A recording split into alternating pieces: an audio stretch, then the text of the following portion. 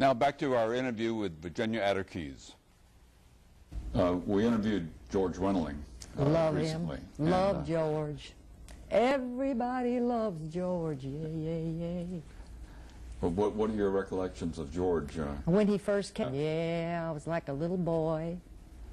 We said, well, a very youthful person. And very shy, and he stood in the corner, and we said, who is he?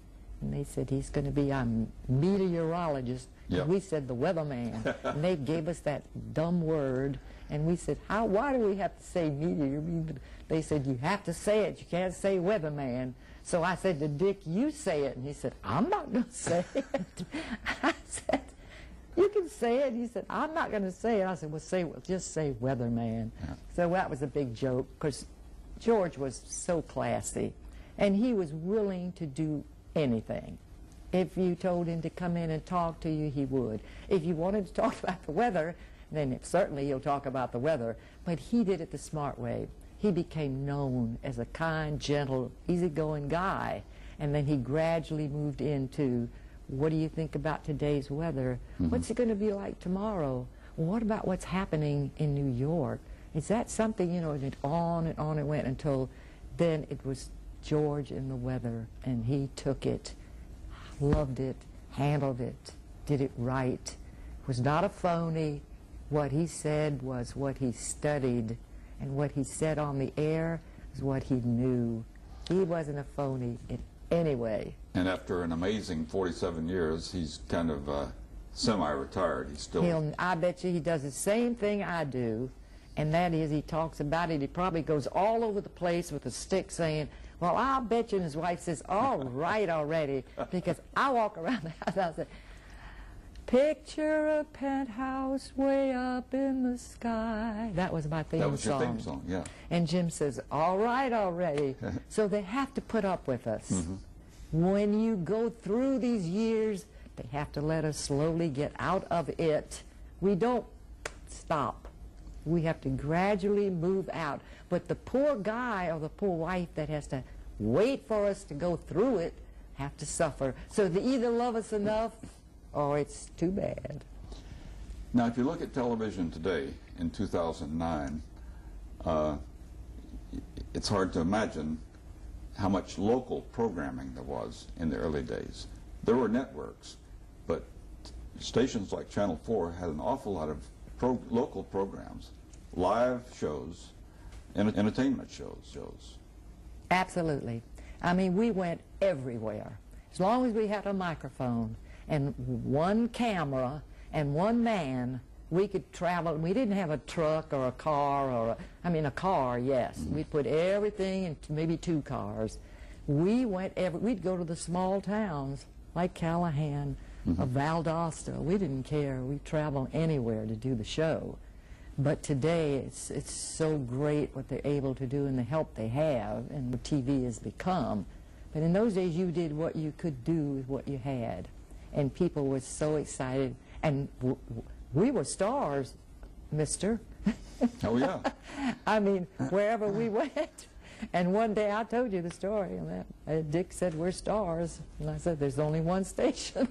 They have to watch us. That was my song. There was only one station for a long time. Oh, right? Forever. We loved it. We were stars. Channel 4, as we sit here, Channel 4 signed on 60 years ago this week. Has it been 60 years? It was, yeah, I think, another 8 years or so before Channel 12 came along.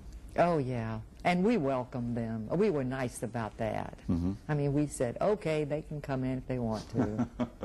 We'll let them in. But the station did, shall we say, have quite a good head start. Oh, are you kidding? Yeah. A head start. Yeah.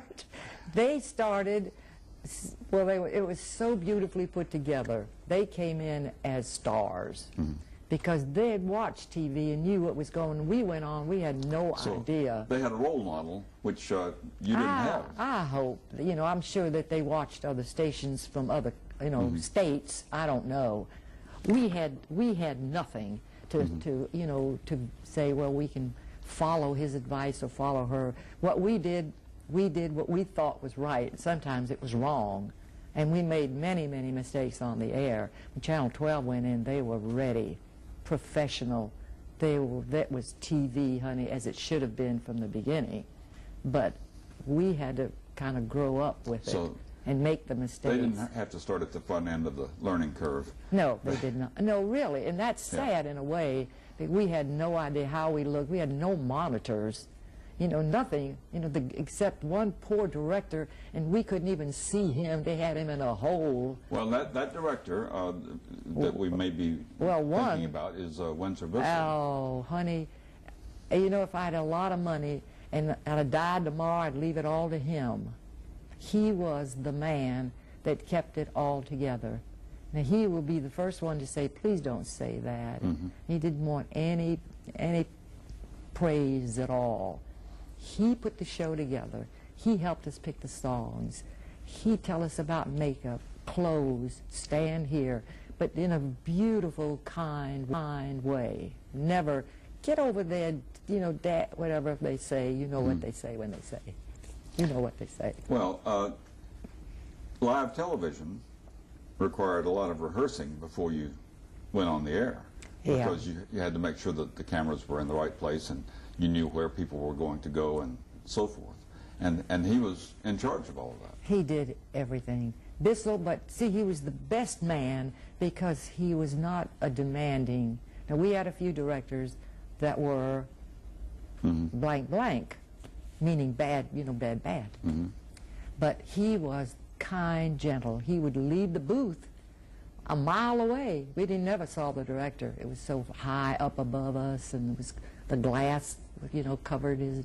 We didn't see any of that. And again, he was kind of making it up as he went along because who did he have to learn it from? He had to just kind of learn it.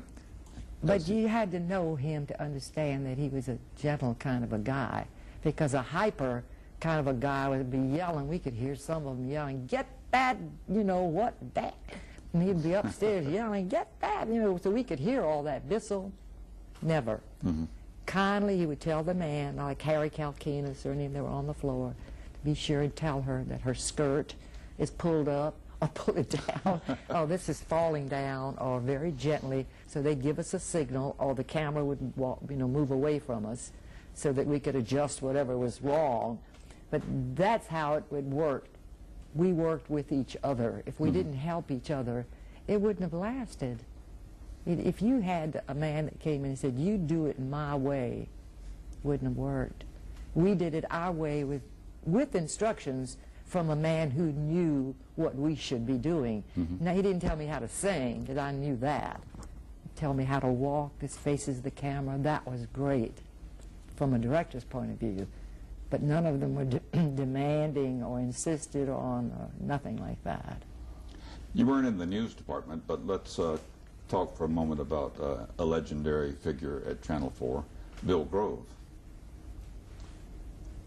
What more can I say? Yeah, I mean, he, top man. Again, kind of launched a news department where there had been nothing, and it became a major force for change in Jacksonville. And do you know, because he was a man that was kind and gentle and not, you know, a big shot, that I know the news and you can't tell me what to do and I know it all. He was a very gentle man. He knew the news. He knew what to do, what he expected on the air, what he got on the air, but in a very easygoing way. That's what made the news department in those days. They didn't have all the machines and the can you go in a newsroom today, you can't talk. No, they didn't have... I mean, you can't hear a thing. They didn't have film. They had nothing. Maybe a few still photos. I mean, you go in, you think, what room is this, you know? Those days, there was one little, you took out what you needed to have, what made the news. He would delete, he would accept this, take that. Gentle, it takes that kind of an easygoing guy. I don't know any of the newsmen, so I'm not talking about any of them, but he was perfect for early television. And they gave me a news show, as I told you. But it didn't, you know, feminine side of it. Who cares about the feminine side of the news? I thought, man, I'm a newswoman. I called Mama, I'm on the news now. Mama said, yay. It told everybody she's on the news now. and I had to pick up everything that said, and today I cooked a corned beef cabbage. And I thought, oh man, this is new. Well, your first love and continuing was singing. Absolutely. And they gave me a show 7 o'clock at night and 11 o'clock at night. On Channel 4? On Channel 4. Uh-huh. My theme was, picture a penthouse way up in the sky with hinges on chimneys for stars to go by. And then Dick Stratton would say, Gleam! I think, does he have to yell? Gleam presents the Virginia Adder Show. And then Bissell, Windsor Bissell, the best director in the world, he'd play a tape that went, da da da da da da da da da. Oh, man. So that's how I went on the air. And Twice a day? Twice a day. And then the piano would give me the introduction, and then I'd start singing 2 songs, and then they'd hit a commercial on tape. And then I'd come back and do another song. And Stratton was the announcer. Was this a 15-minute show? 15-minute show, 3 times a week. How about that? And was it just singing, or did you interview people? Or? Oh, please. You don't think I was going to give anybody a chance to talk? Okay. It was your show. You were gonna... It was a 15-minute musical show. Yeah. Let me put it that way. Yeah. And we brought guests in that were, you know, that sang or, you know, I don't know what, played a guitar or something like that, as long as it was a musical. But it was a 15-minute musical show. Yeah, it was fun. But well, you, Harry, I have to say, Harry Reagan is one of the nicest young men I have ever worked with. Hush up. I know he's dying to shut me up, and I'm not going to. But he's very talented, and television, radio, and everything that he does in this town, he's the best there is, and I love him. Well, thank you very much. And the questionable part of that statement was the young man part, but... What man? But thank you very much for that. The young man. You're a young man. Well, thanks. Okay. Never say the other word. It's ugly. I always say I'm a young man. Right. I always say I'm a young woman. They all know, say, she can't be young. I saw her. You know what year that was? And they tell me while I walk every morning, by the way. I walk down First Street every morning at Jacksonville Beach, in Neptune Beach. Well, Virginia, thank you very much for doing this. Can we do it again? Yeah. I won't be here in 10 years, so don't expect that. But maybe in the next couple, if I keep taking care of myself. We can always come back some other time and do part 2. Yeah, I'd like that. Yeah. That was an oral history interview with Virginia Adder Keyes. Thanks for watching the Jacksonville History Show. You can see other oral history interviews with broadcasting pioneers at the Jacksonville Historical Society's website, www.jackshistory.com. So long, everyone.